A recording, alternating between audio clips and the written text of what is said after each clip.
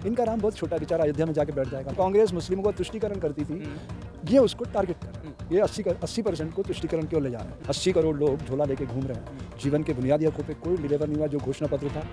अब ये विकृतियों को चरम पे ले जाएंगे दोनों गुजराती भाई, और उसके बाद जब जनता के अंदर प्रतिशोध जागेगा तो इनको सिस्टम से बाहर कर देगी। नमस्कार, मैं अजीत शाह और इस समय मैं मौजूद हूँ दिल्ली में, जहाँ पर हमारे साथ स्वामी जी हैं। और एक तरफ भारत जोड़ो यात्रा लगातार राहुल गांधी जी चल रहे हैं। 2800 से ज़्यादा किलोमीटर चल चुके हैं, वहीं 108 दिन से ज़्यादा हो चुके हैं।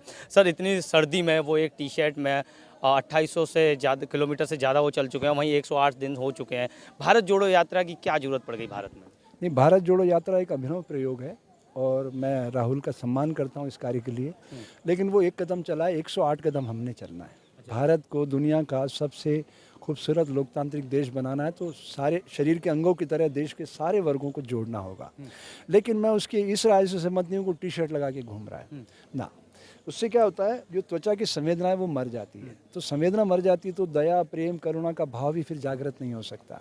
अच्छा, अगर मैं भारत की बात करूँ तो रोजगार और महंगाई पे कितना काम होगा? हाँ, बिल्कुल भी नहीं, जीरो, कोई काम नहीं हो रहा है।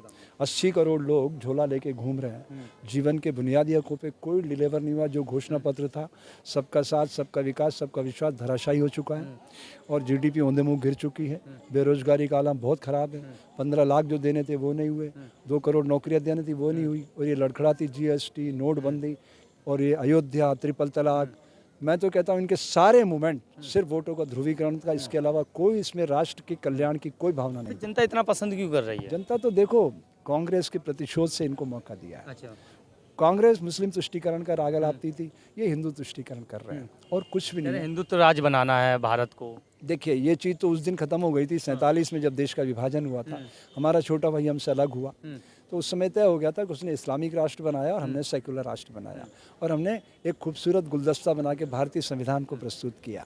299 महापुरुषों ने मेहनत करके दुनिया के श्रेष्ठ विचारों को एकत्रित किया और भारतीय संविधान को खड़ा किया। ये वो पिलर है जो इस दुनिया में एक खूबसूरत मानव को आकार दे सकता है, हर इंसान के बीच की दूरी को ख़त्म कर सकता है, राजा रंग का भेद मिटा सकता है, कर्तव्यता तथा अधिकार के मध्य संतुलन बनाना सिखा सकता है।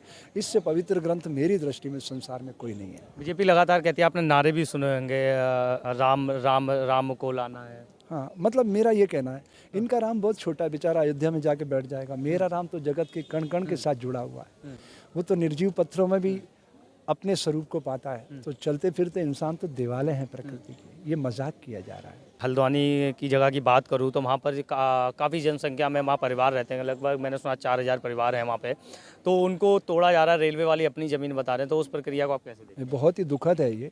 मेरा ये कहना है कि वहाँ पे हल्द्वानी में जो अभी तो सुप्रीम कोर्ट ने उस पर स्टे किया है, लेकिन वहाँ जो अधिकारी रहे हैं, जब से वो बसाहट हुई तब से लेके अब तक जितने अधिकारी रहे हैं जो मौजूदा दौर में जिंदा हैं, उनकी सैलरी में से पैसा काटा जाए, उनको जेल भेजा जाए।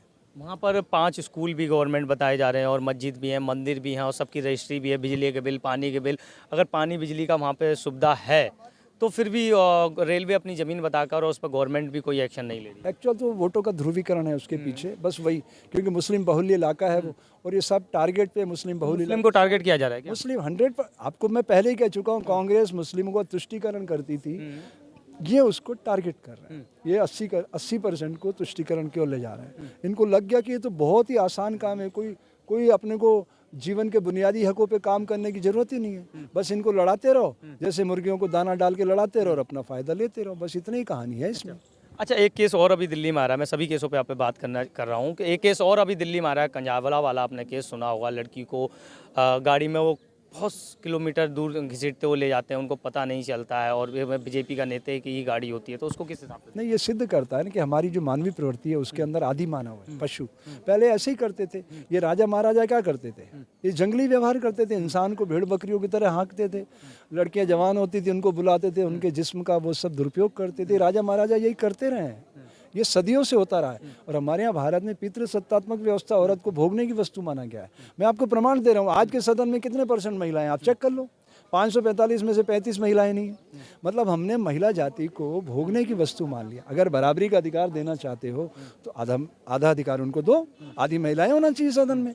ये जीवन का जो पहिया है अर्धनारीश्वर स्वरूप है। हमारे जो योग के जनक है योगेश्वर भोलेनाथ अर्धनारीश्वर स्वरूप है, आधा नारी का और आधा स्त्री का।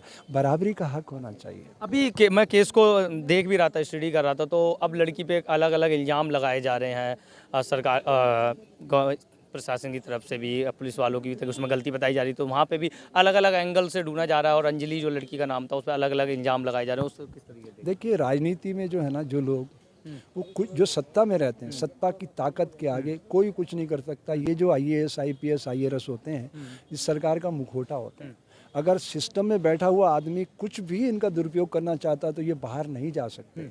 इनको लूप लाइन में लगा दिया जाता है, तो ये बेचारे मजबूर हो जाते हैं, ये उससे बाहर नहीं जा सकते।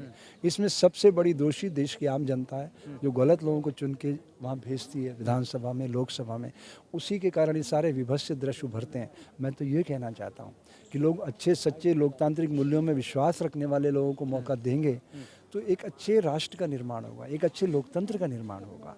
स्वामी जी, लास्ट सवाल मेरा आपसे ये रहेगा कि अभी 2024 आने वाली है, कुछ ही पल बाकी हैं, कुछ ही समय बाकी है, तो आपके हिसाब से 2024 में क्या होना चाहिए? अभी तो विकृतियां चरम पे जाएंगी, लेकिन मैं योग विषय का विद्यार्थी, मैं जानता हूँ जब जल 100 डिग्री पे तब जाता है तो भाप के रूप में तब्दील हो जाता है। सोना शीशे में जलकर शुद्धता को प्राप्त होता है, लोहा आग में तपकर फौलाद बनता है। अब ये विकृतियों को चरम पे ले जाएंगे दोनों गुजराती भाई, और उसके बाद जब जनता के अंदर प्रतिशोध जागेगा तो इनको सिस्टम से बाहर कर देगी। ये वोट की शक्ति में सब कुछ समाहित है। चलिए, बहुत बहुत धन्यवाद। तो हमारे साथ स्वामी जी थे जिन्होंने बहुत सारी बातें बताई, बहुत सारी बातों पे हमने बात किया। दिल्ली में जो सबसे बड़े केस चल रहे हैं अभी भारत में, भारत जोड़ो यात्रा या कंजाबला वाला हो या हरदौनी वाले केस, उन सब पे हमने बात करी और उस पर स्वामी जी ने अपने विचार रखे। मैं अजीत शाह, आप देख रहे थे इंडिपेंडेंस न्यूज़। धन्यवाद।